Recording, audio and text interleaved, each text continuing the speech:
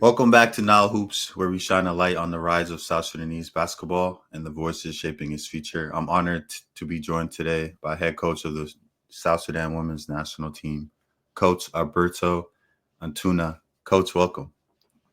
Hello, thank you very much for the invitation and really nice to be here with you, sharing some time talking about the basketball in South Sudan and really happy to share with you some time together. So thank you. First up, let's settle the classic debate. Who's the GOAT in your books, LeBron or Jordan?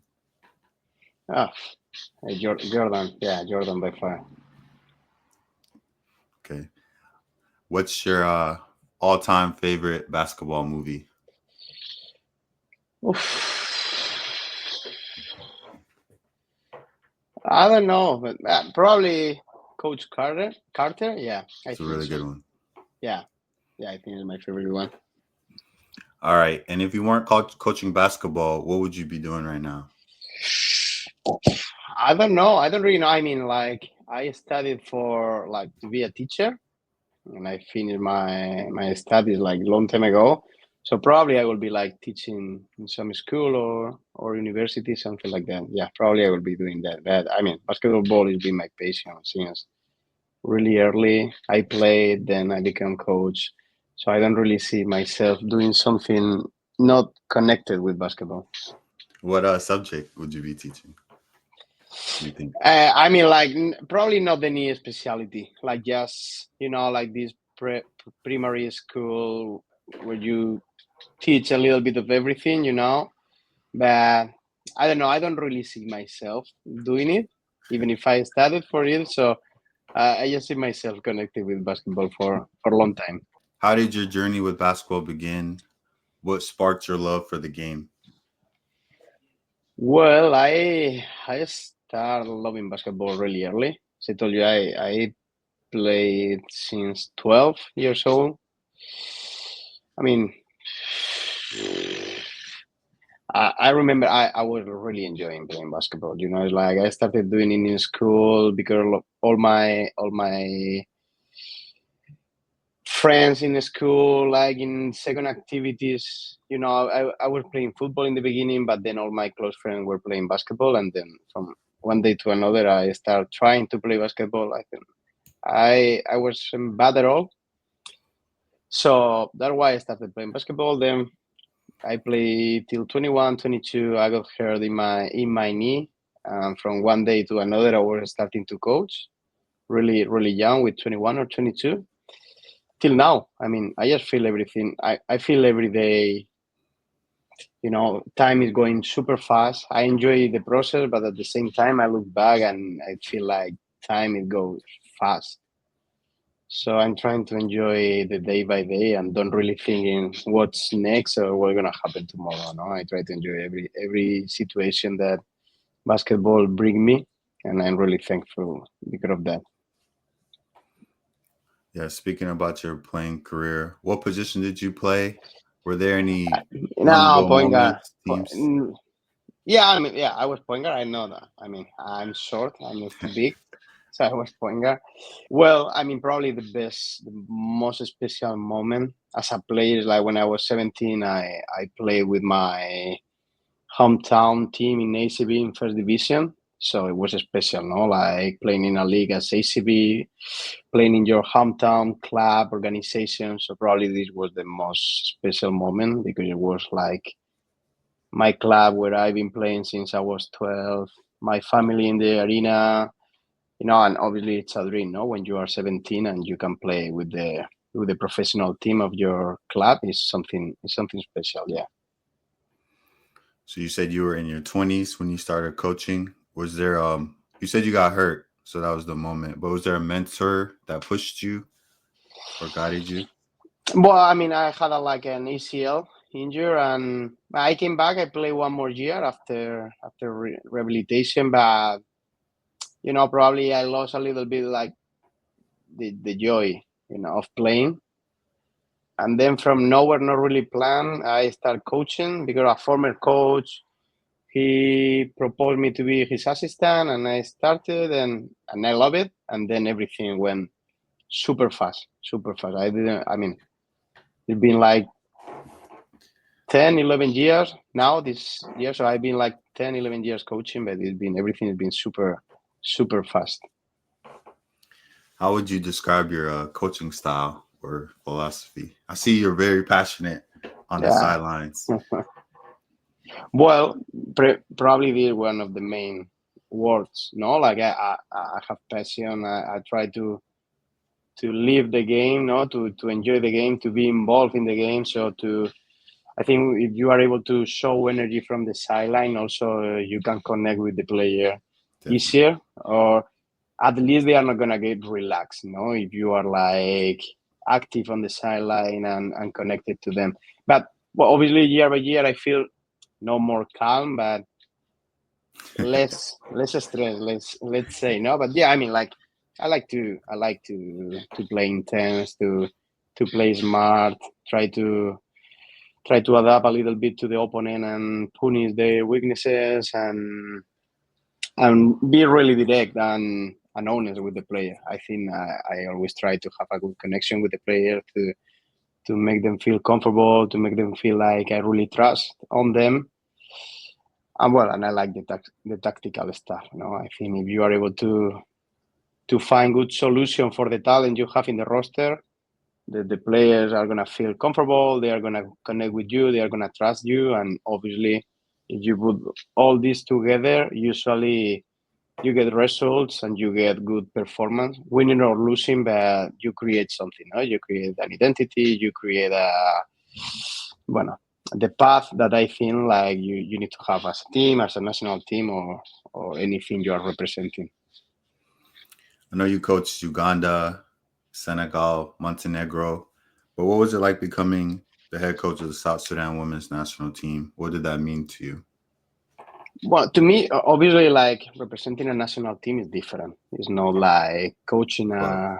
a club, yeah, because it's something else. You are not just representing a group of players. You know, in the moment you're representing a country, it feels.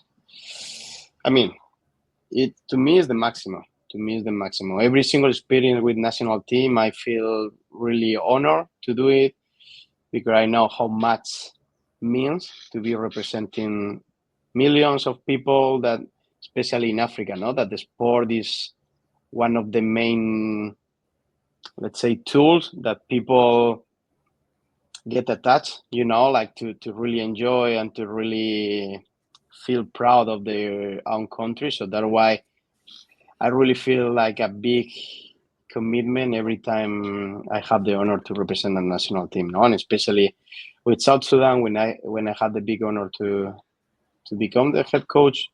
It was something huge. Obviously, everyone here in Spain, in Europe, experienced the men national team in Olympics. Everyone was like, you know, like you don't really know the country, but everyone is pushing for this country because you just read these stories about them.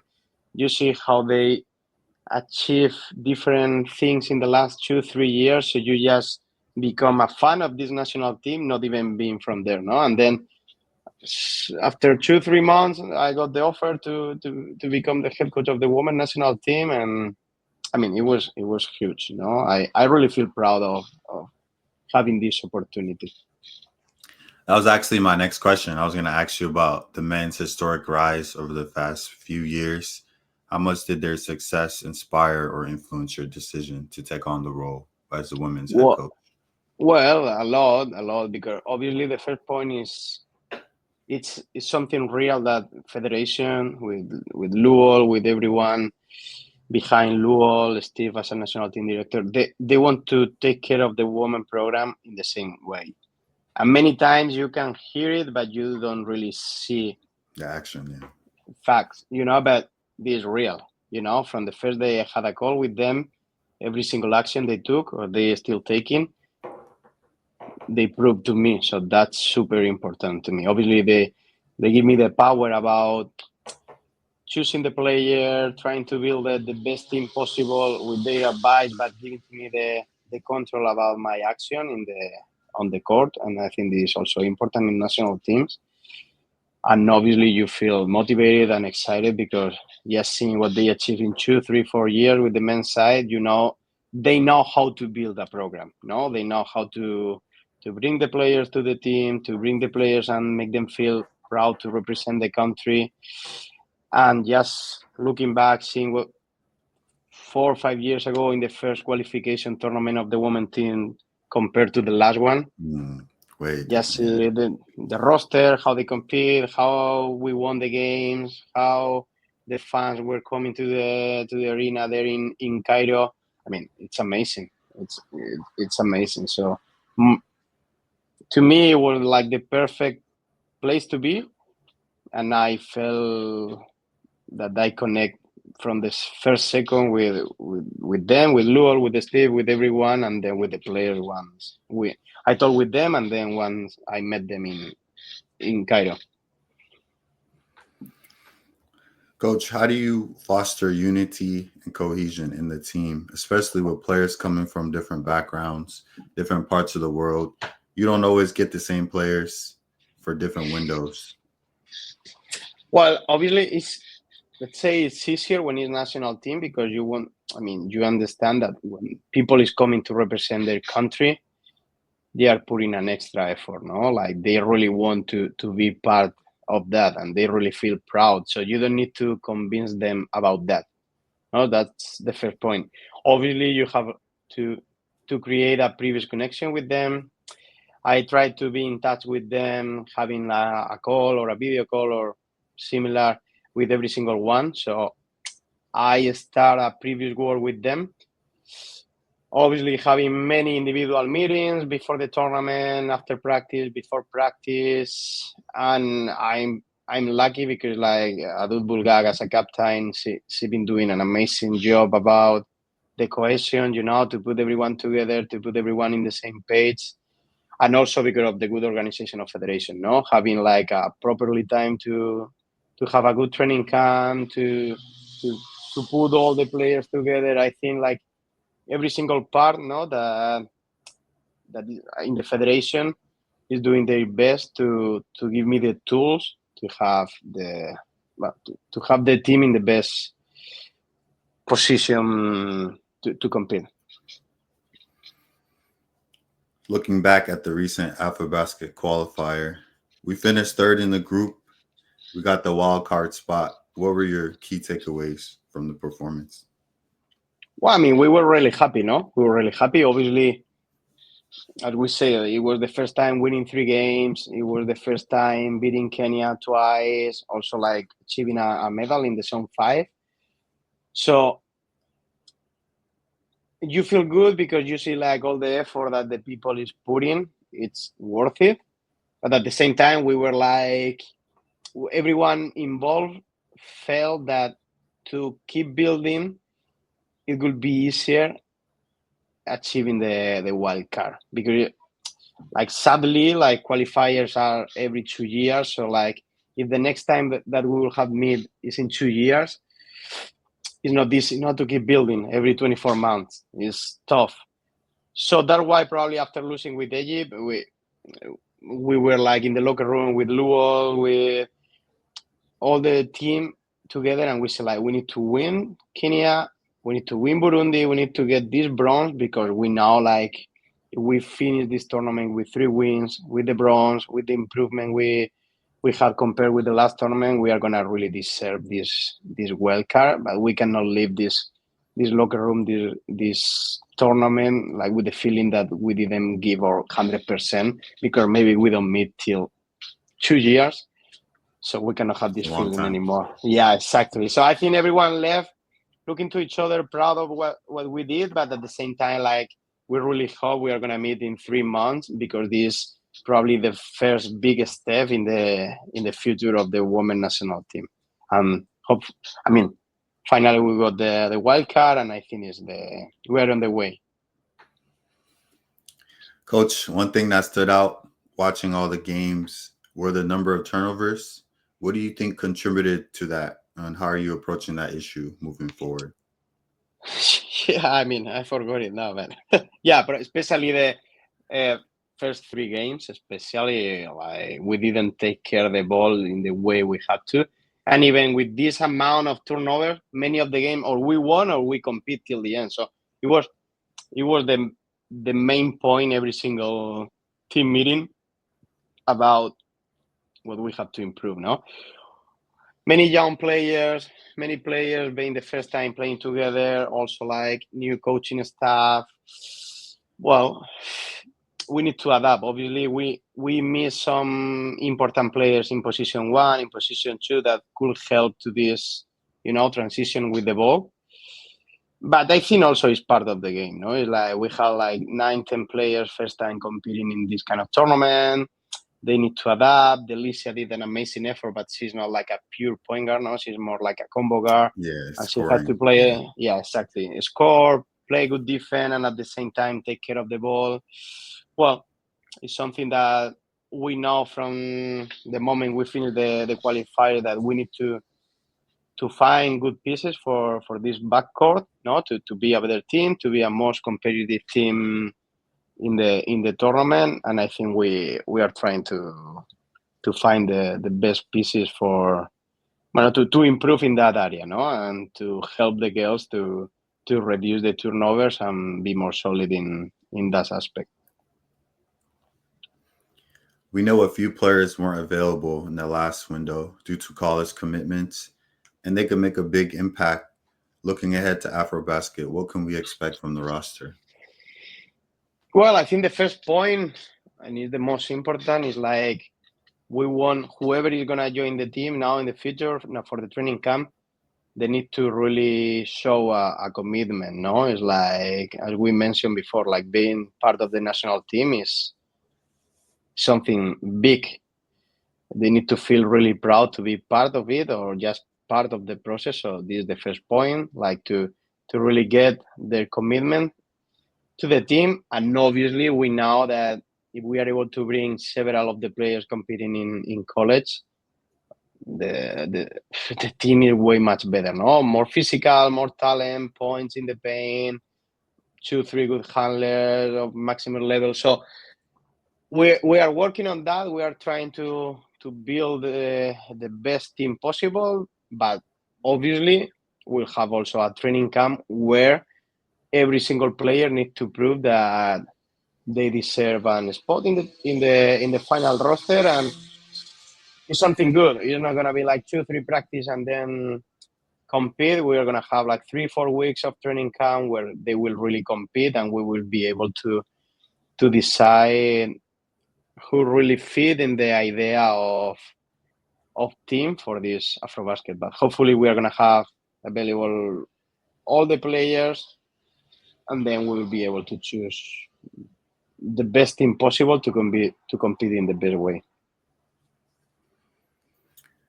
We got placed in a tough group for Afrobasket with Mali, Cameroon, 2 experienced teams on the continent.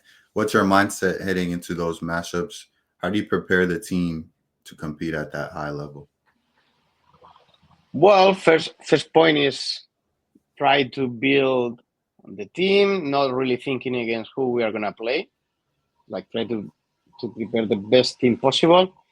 Obviously, I mean it's a tough group, but I mean Afrobasket is not easy at all. No, it's like I had the experience with Uganda. We had in the group phases Senegal and Mali. They were silver and bronze in the same group. So, but you never know. Sometimes it's good to play against the best team in the beginning, because if you're able to compete well, you get confidence, and maybe the qualification game to make the quarterfinal, it will be against a easier opponent. So you never know. I mean, like now we are not really thinking about who we are gonna play. We are gonna thinking about put everyone together, try to have a solid training camp, try to build a good roster, and prepare the team to face whoever we are gonna play. Obviously, Mali is number 2 in Africa.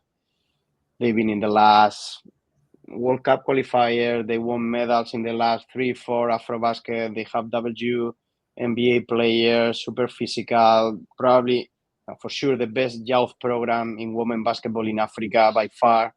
So, I mean, obviously it's going to be a really tough game, but I think also we need to feel proud that we are going to start to compete against these kind of teams.